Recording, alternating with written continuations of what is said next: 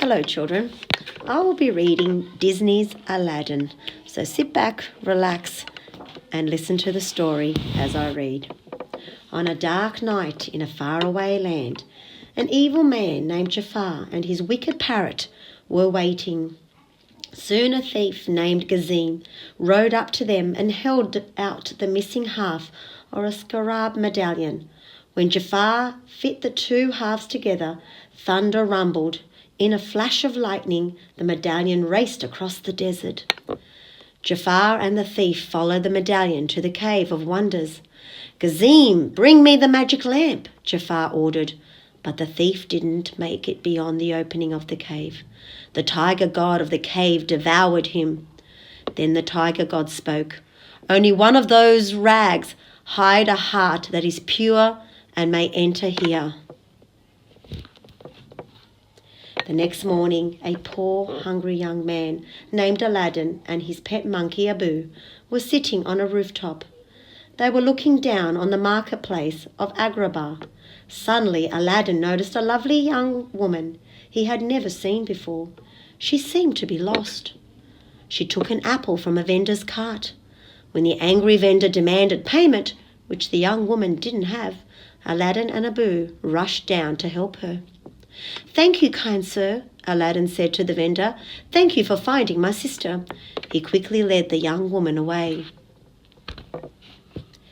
"This is your first time in the marketplace, isn't it?" asked Aladdin. "I ran away," the young woman explained. "My father was trying to force me to get married." Suddenly the palace guards appeared and arrested Aladdin. When the young woman demanded that they release him, they realized that she was the Princess Jasmine, the Sultan's daughter. The guards explained that Jafar, her father's advisor, had ordered Aladdin's capture.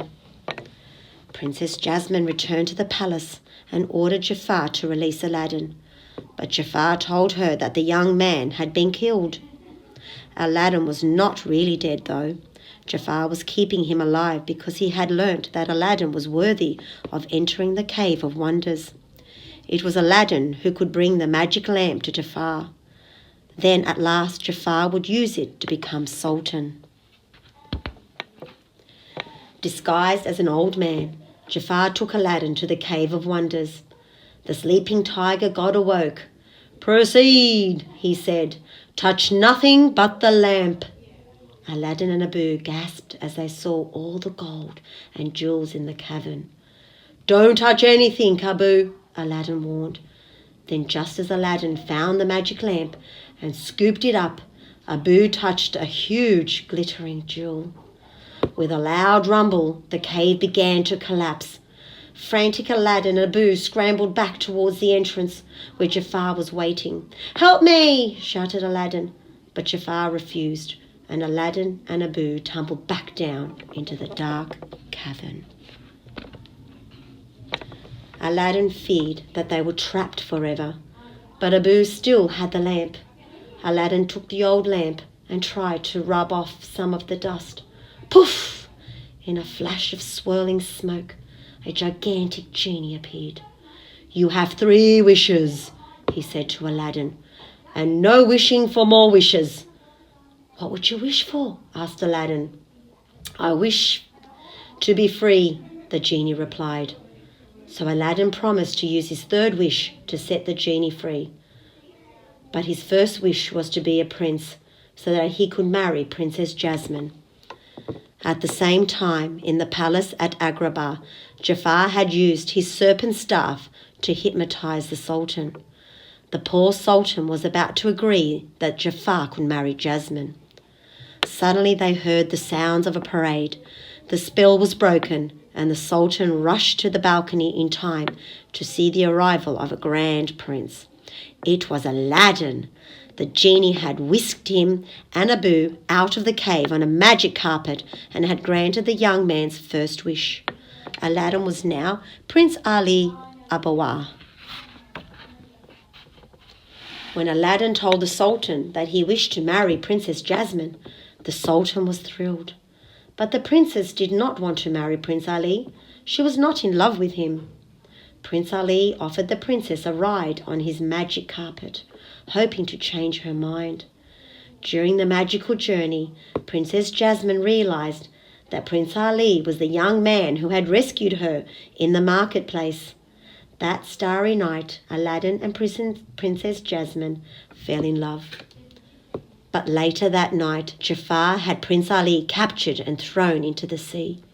He wanted to make sure that Prince Ali would not marry Jasmine and foil Jafar's own evil plans. Luckily, Aladdin had the magic lamp with him. With much effort, he summoned the genie and asked for his second wish, to save his life. The genie quickly transported Aladdin back to the palace at Agrabah. Now that Prince Ali was out of the way, Jafar was determined to marry Princess Jasmine. "I will never marry you, Jafar," cried Princess Jasmine. "Papa, I chose Prince Ali." But once again the Sultan was under Jafar's spell, and he ordered his daughter to marry Jafar. The princess was suspicious. "Papa, what's wrong with you?" she asked. Suddenly Aladdin burst into the throne room and smashed Jafar's serpent staff. "He's been controlling you with this, Your Highness," said Aladdin. Immediately the spell was broken. "Traitor!" shouted the Sultan. "Guards, arrest Jafar!" But before the guards could capture him, Jafar escaped to his secret laboratory. Despite his hasty exit, Jafar had seen that Prince Ali had the magic lamp. Prince Ali was really Aladdin.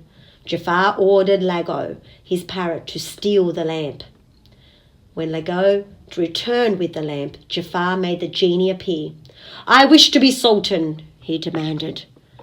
The moment had come for the Sultan to announce the wedding of Princess Jasmine and Prince Ali Abawa. A cheering crowd gathered in front of the palace. Suddenly Jafar appeared in the Sultan's robes. The crowd gasped. "Genie, what have you done?" Aladdin shouted. "Sorry, kid," said the genie sadly. "I've got a new master now." Then Jafar made his second wish. He wanted to be the most powerful sorcerer in the world. Jafar the sorcerer lost no time turning Prince Ali back into Aladdin. Finally, Jafar banished Aladdin to the ends of the earth. When Aladdin found himself 1,000,000 miles from nowhere, he was glad that Abu and the magic carpet was still with him.